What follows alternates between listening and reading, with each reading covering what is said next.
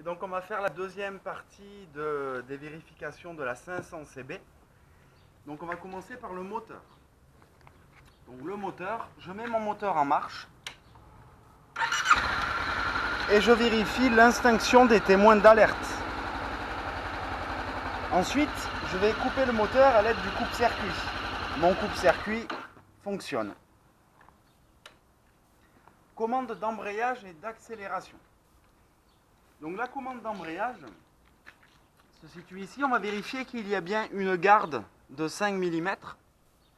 Et je vais vérifier en tirant la poignée que mon câble ici qu'on voit dessous. Donc le câble ne doit pas être effiloché ni coupé. Je vais vérifier maintenant l'accélération. Donc je vérifie qu'il n'y ait pas de point de résistance à l'accélération et à la décélération. Il ne doit pas y avoir de point dur. Niveau d'huile moteur. Pour le niveau d'huile moteur, la moto doit être droite. L'opération se fait moto droite et on vérifie le niveau qui doit être compris entre le minimum et le maximum. Ensuite, on va faire la transmission. Donc la transmission, sur la 500 CB, c'est une transmission par chaîne. Et l'opération se fait sur béquille latérale. Donc on va vérifier à la flèche un débattement de 40 mm. C'est écrit sur le bras aussi. Donc il y a bien un débattement de 40 mm, moto sur béquille latérale.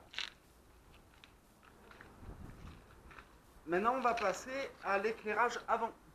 Donc pour l'éclairage avant, normalement l'opération se fait moteur allumé, mais là je ne vais pas allumer le moteur par souci de batterie.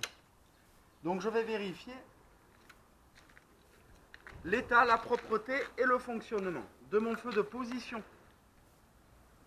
Ensuite, de mon feu de croisement. Et enfin, de mon feu de route. Donc c'est propre, ça fonctionne et c'est en bon état. Et enfin la dernière, on va faire indicateur de changement de direction. Donc là pareil, normalement c'est moteur allumé par souci de la batterie. Et on va vérifier l'état, la propreté et le fonctionnement de mon clignotant. Avant droit, avant gauche, arrière droit et enfin arrière gauche. C'est bon, ça fonctionne, c'est propre et c'est en bon état.